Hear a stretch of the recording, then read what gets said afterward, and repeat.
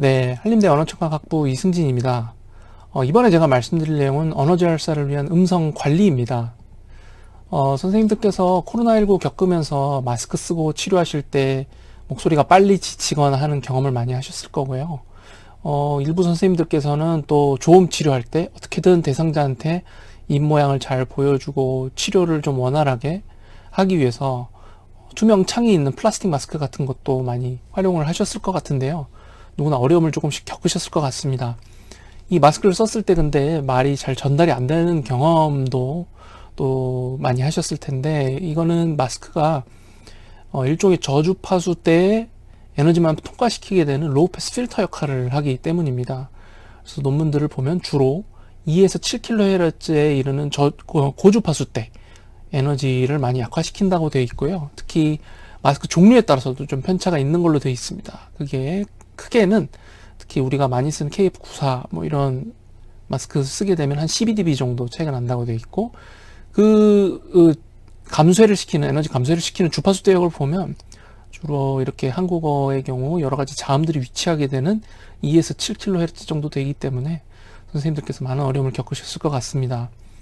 그렇게 음향학적으로 손해를 보는 것이 결국은 음성 증상도 유발하고 또 음성의 불편감을 유발하게 되는데, 특히 우리 언어재활사처럼 직업 활동에서 목소리를 많이 쓰는 사람들은 이러한 불편감이 더 심한 것으로 보고가 되었고, 또 이제 뿐만 아니라 이제 온라인으로 치료를 하시게 되는 경우 환경과 장비를 많이 타게 되고요. 또 음성 위생을 잘 지켜야 하고, 또 한 가지 중요한 것이 페이스 조절입니다. 음성을 많이 쓰게 되고 피로를 느낄 때 이거를 페이스 조절을 하지 않고 계속 쓰게 되면 이 전에 말씀드렸던 회복 탄력성을 잃어버리게 되기 때문에, 마치 은행에서 돈을 조금씩 빼서 쓰고 우리가 월급 날짜를 계산하는 것처럼 제한된 자원으로 목소리를 여겨야 된다. 그런 이야기가 코로나 때 아시아에서도 나오기도 했습니다.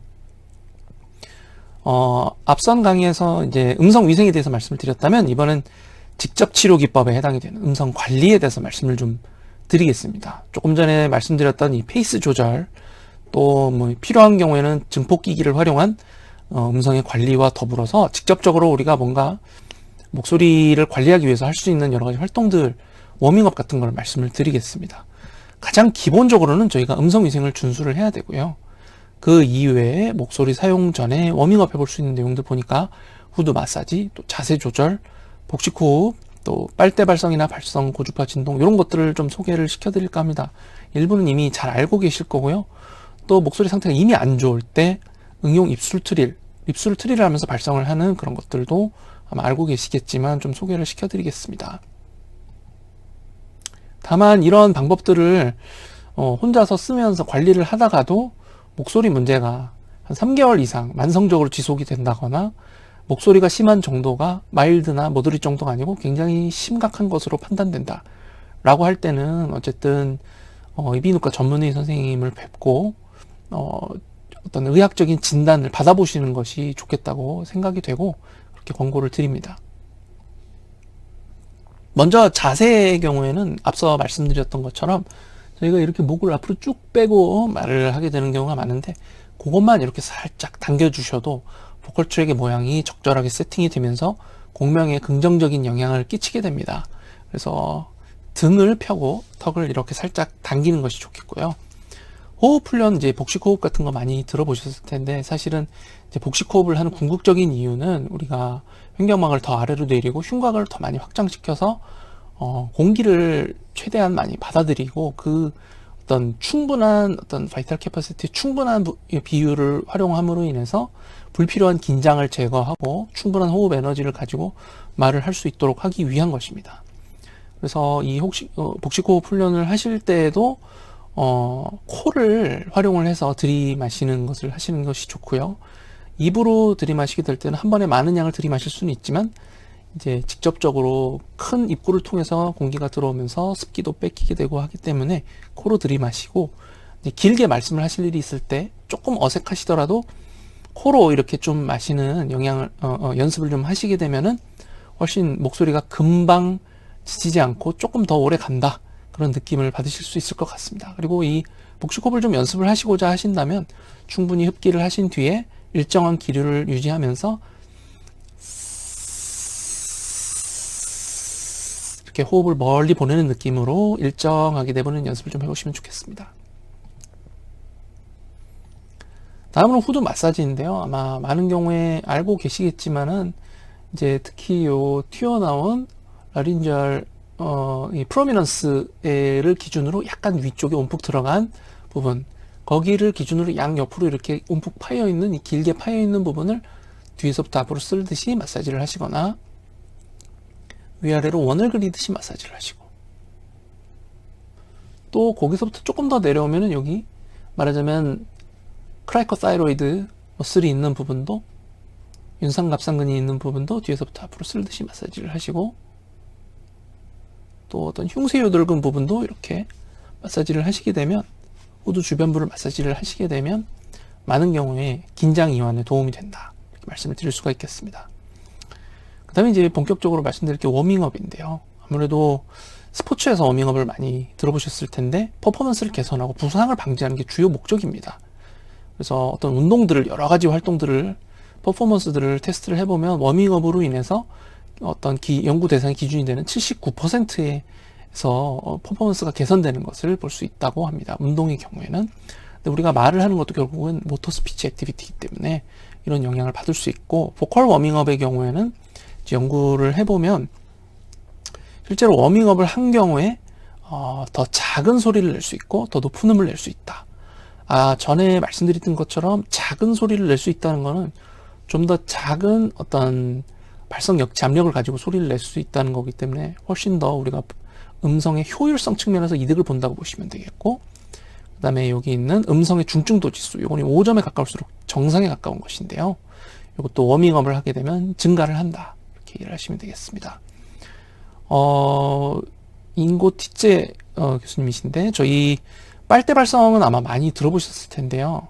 하루에 여러 번 2분에서 5분 정도 요 유튜브 주소를 타고 가시면 보실 수 있는데, 빨대도 여러 가지 종류가 있습니다. 그래서 이렇게 두꺼운, 우리 흔히 보는 그 커피 빨대가 있고, 이제 요구르트 빨대, 이렇게 얇은 게 있죠. 빨대가 얇을수록 저항이 큽니다. 그래서 본인의 음성 상태에 따라서 요 빨대를 이용해서 발성을 하셨을 때 약간 무리가 느껴진다라고 하실 수도 있고, 그럴 때는 요걸로 먼저 발성을 하는 걸 하시고 그 다음에 요걸로 가시면 되겠고요. 흔히 우리 뜨거운 커피 젓는 커피 스틱은 권고 드리지 않습니다. 너무 틈이 좁아서요. 그래서 이 빨대를 이용해서 활창을 하시고 액센트를 둬서 발성을 하고 노래를 하고 뭐 이런 건데 크게 어렵지 않습니다. 그렇죠?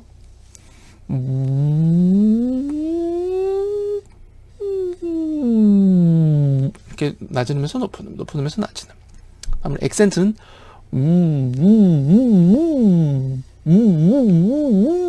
이렇게 강세를 둬서 마치 롤링 힐을 그리듯이 이렇게 하시면 되겠고, 노래는 이제 이런 거죠. 네.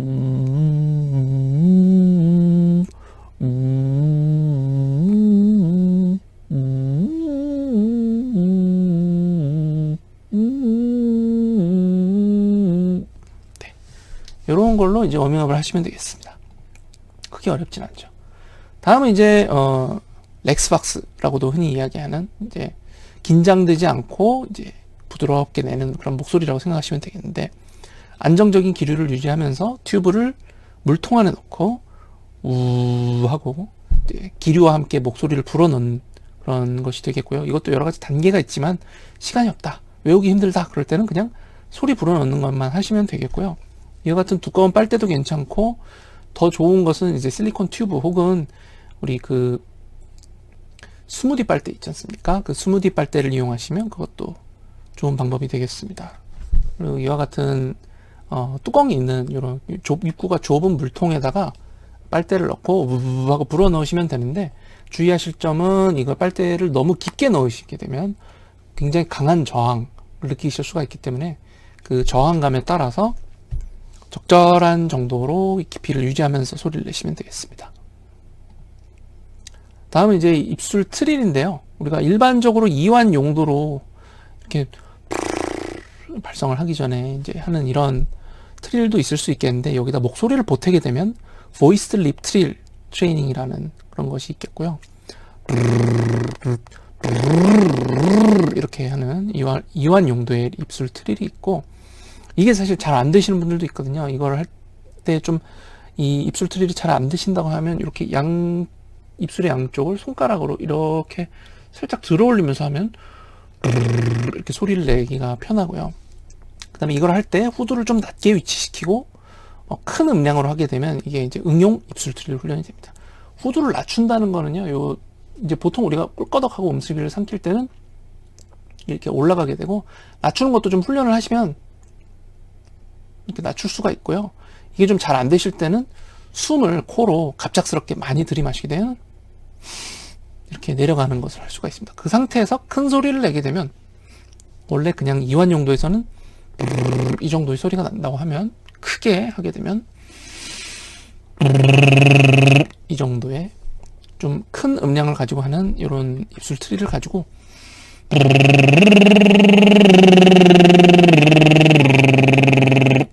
이렇게 하실 수도 있고, 그냥 일정하게 내뱉는 것도 이완 용도로 혹은 이제 워밍업 용도로 하시면 좋겠습니다.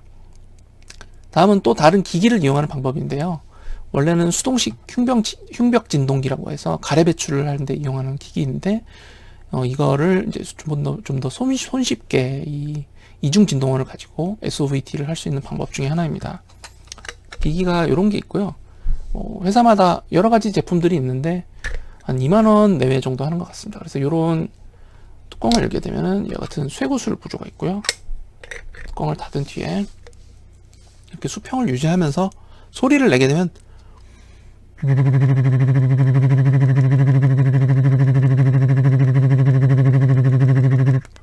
이와 같이 구강 내 기류의 일정한 진동을 유지하면서 편안하게 어떤 이중 진동을 가지고 SOVT를 할 수 있는 기기가 되겠습니다. 이거는 한 1분 정도만 시행을 해도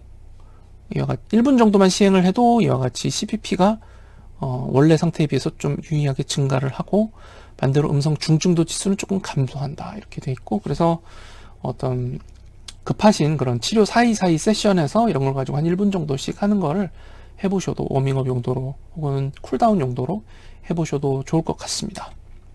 그래서 음성은 우리 항상 한정된 자원이라는 거를 명심을 하시고, 통장에서 돈 뺏쓰듯이 페이스 조절을 하자, 그거를 이제 생각하시면 좋겠고요. 그 다음 자세와 호흡에 신경을 쓰시고, 그 다음 증폭기기가 필요한 경우 꼭 활용하시고, 페이스 조절을 잘 하시고, 워밍업을 하시되, 본인이 쓸 수 있는, 본인이 쓰기 편하신 그런 기기를 가지고 혹은 방법을 가지고 하시면 되겠습니다. 그리고 그럼에도 불구하고 목소리 문제가 심하게 있거나 혹은 오랫동안 지속이 되면 이비인후과 전문의 선생님, 특히 우리 음성 전문 SLP 선생님이 계시는 이비인후과에 내원을 해서 진단 평가를 받아보시는 것이 좋겠습니다. 그래서 이런 여러 가지 방법들을 통해서 우리 언어잘서 선생님들이 여러 가지 업무로 힘드신 가운데서도 건강한 음성을 가지고 음성가로서의 커리어를 발전시켜 나가실 수 있기를 저도 함께 바라도록 하겠습니다. 네, 이상 경청해 주셔서 감사합니다.